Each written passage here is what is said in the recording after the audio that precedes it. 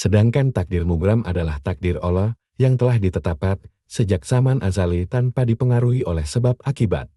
Takdir jenis ini merupakan hal yang sudah harus diterima dalam kondisi apapun.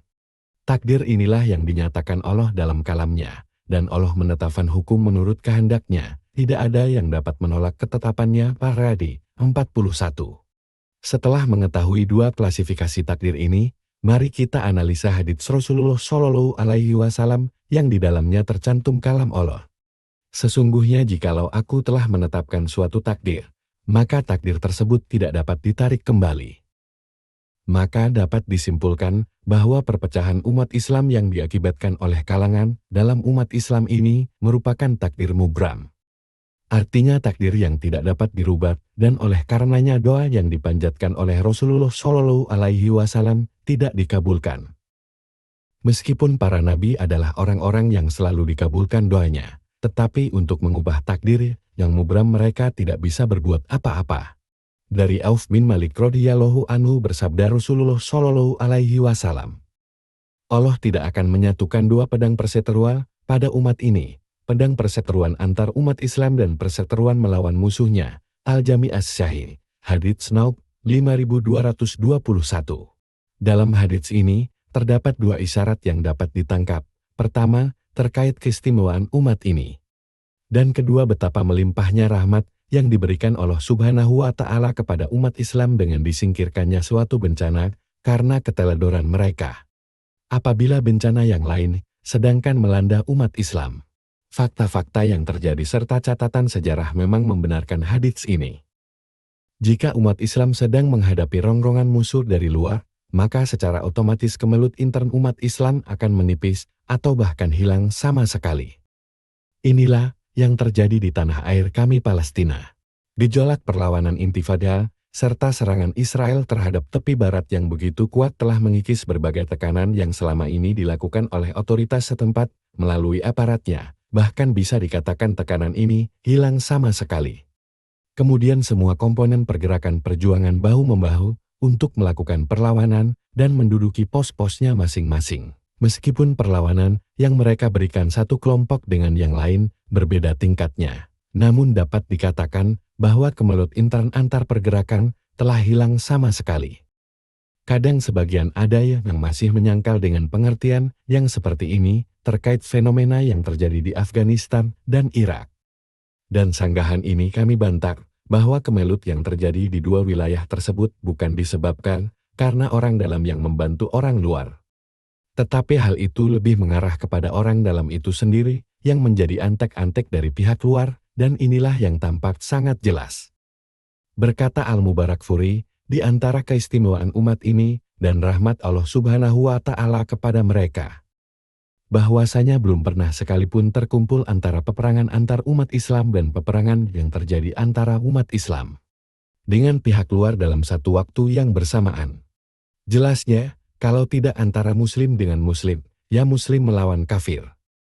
Andai saja mereka pada satu waktu terlibat peperangan antar umat Islam kemudian terjadi peperangan dengan kaum kafir, maka sesegera mungkin seluruh umat Islam yang bersengketa kembali bersatu untuk melakukan perlawanan terhadap musuh dalam satu barisan demi meninggikan agama Allah.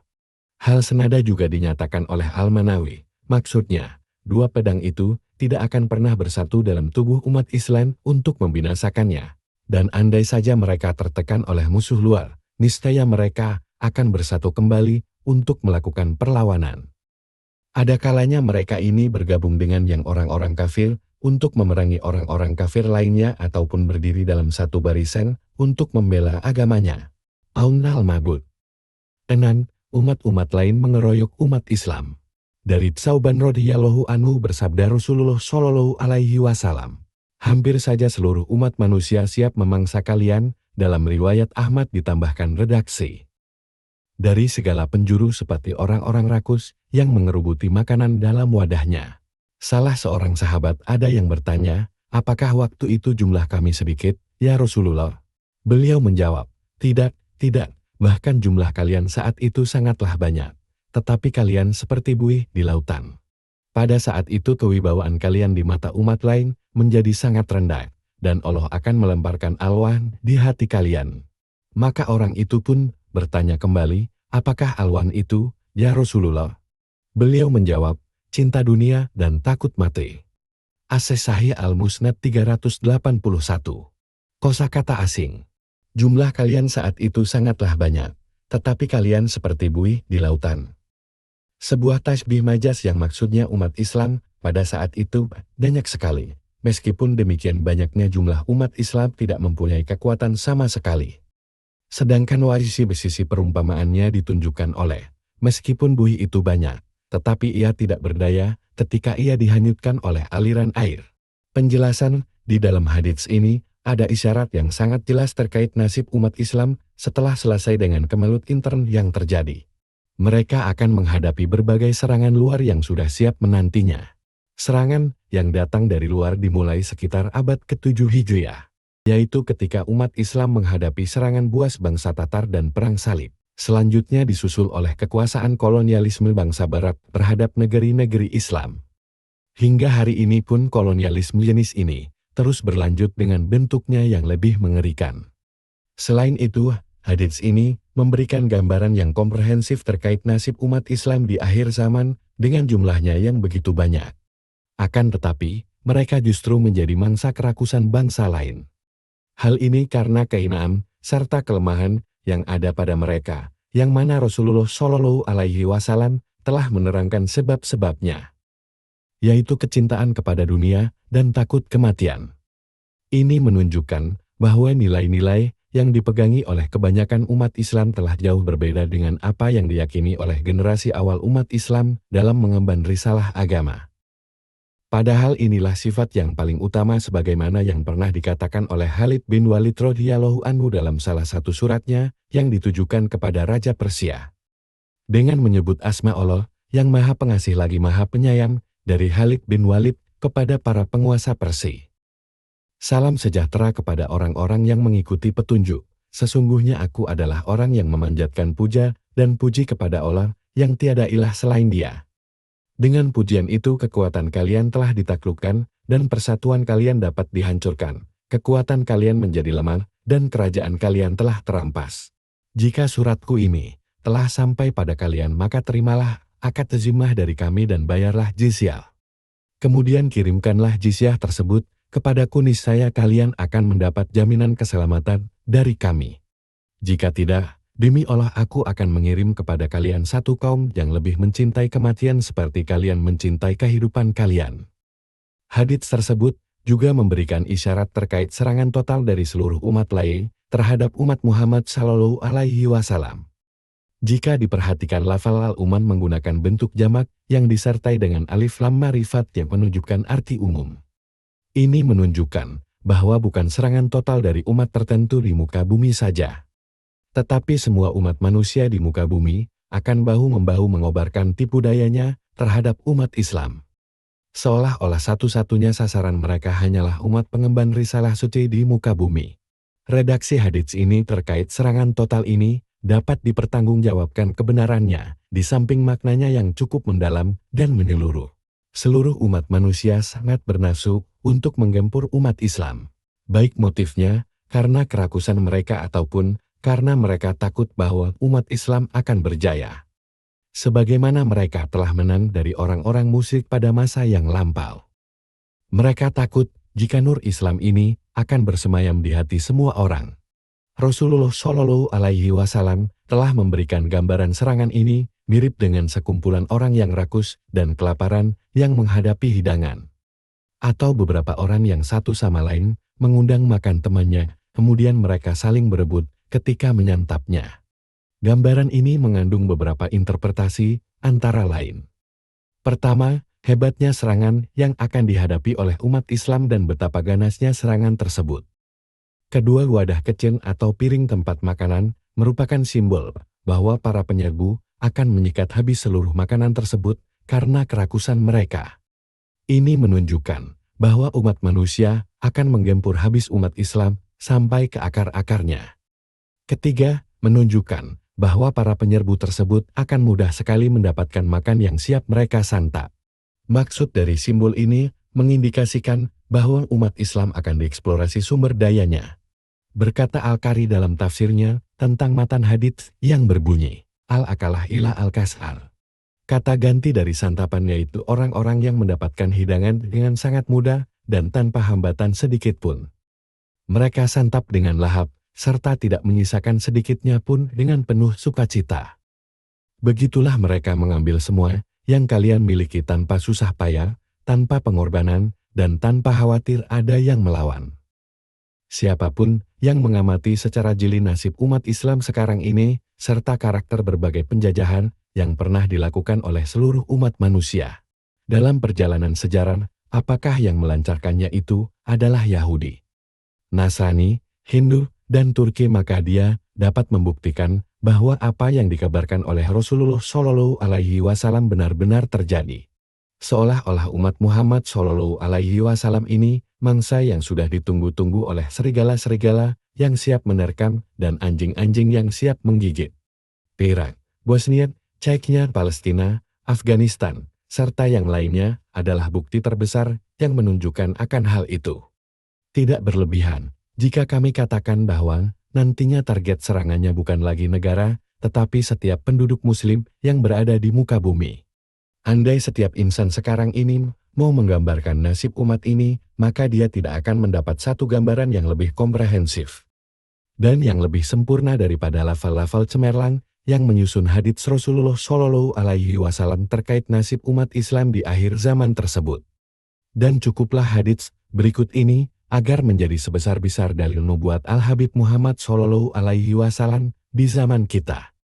Dari Samurah bin Jundub radhiyallahu anhu, Rasulullah Shallallahu Alaihi Wasallam bersabda, hampir-hampir saja Allah Subhanahu wa Ta'ala akan memberikan seluruh kekuasaan orang-orang selain orang Arab hingga tangan kalian penuh.